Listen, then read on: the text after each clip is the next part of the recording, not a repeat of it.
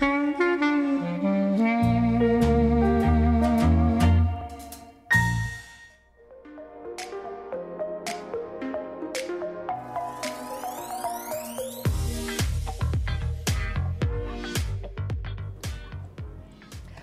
back. As I mentioned, we have Elise Rothrock and Noel Hatch in our studio. Well, welcome both of you. It's been forever since I've seen you. How are you?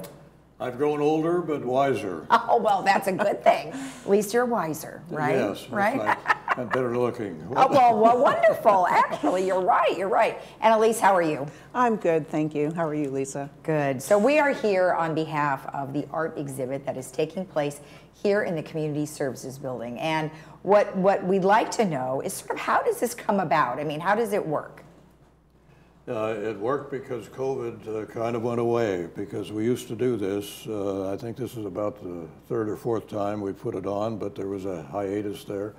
And everybody, the artists, I think, were panting a little bit in wanting to display their paintings in this locale, because it's a great location for an exhibit. Well, that's right. And now that you said we're open, we have lots more people coming through, which is great. And the art is on 3 levels. Yes. And so most of the time they can see, you know, the first floor. We're actually looking at some of the art right now. And give me an idea of sort of why you guys chose who you chose. Elise is the juror and her crew. So what was the criteria you used?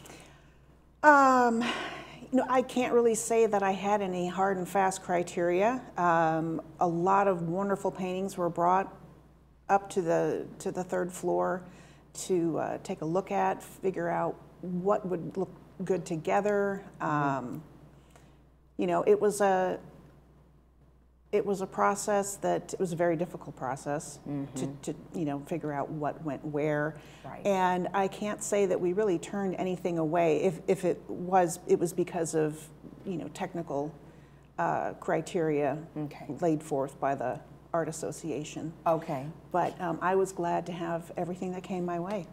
So tell me about the Art Association, how that works. Well, there are about 320 members of the association now. It's one of the larger clubs, and all just residents, and there are a number that are professional artists in their career, and some of that work is shown here.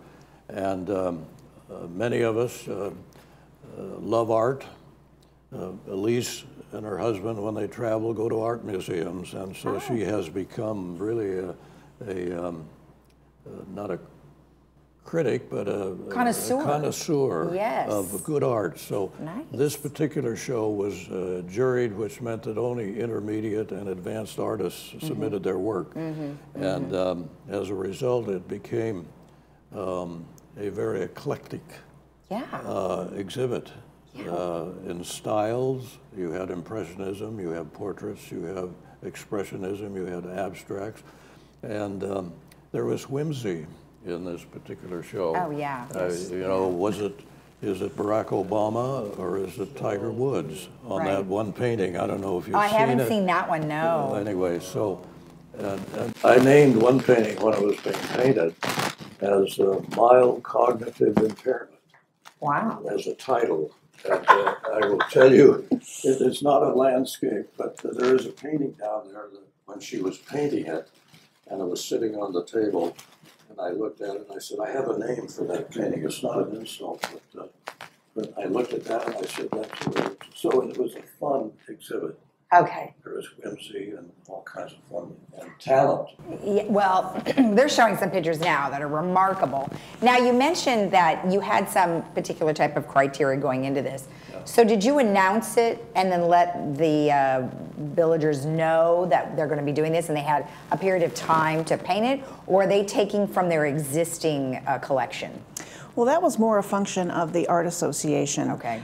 They did all the upfront organization and coordination, and then, as Noel said, the items that were intermediate or experienced artworks, they brought those to the community center. Okay. So that's how that whole process worked. Oh, yeah. And the one we're showing right now, wow.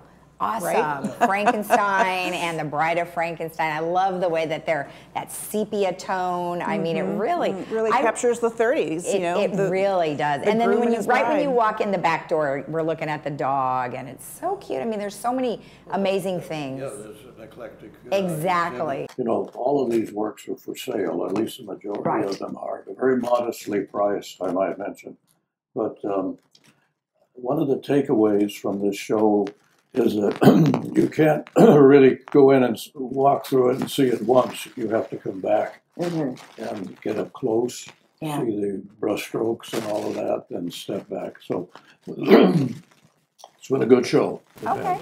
And then how do people participate? Because I know that you can get to the third floor and, of course, the first floor. But generally, we're really not wandering around too much. So how do they go about looking at all of the art and on the second floor as well? Well, they can come down to the community center and they can go see Margie, the concierge, and she will give them a brochure that lists all of the works in the exhibit, where they are, their titles, what the artist is asking for the item if it's for sale. Okay. And if they want to go to the second floor, all they need to do is ask Margie or the security personnel who's there with her. Okay. And they'll give access to the second floor, and they can follow that map in the brochure as to where everything is. I love it. Well, thank you so much for coordinating that, both of you. It's absolutely gorgeous, and it just beats the heck out of those plain walls that we've been looking at for a while sure up here on the does. third floor for sure. It We does. appreciate that. Thank you so much. Thank you for having us. It was fun to put on. You're welcome. And thank you, Lisa. You're welcome.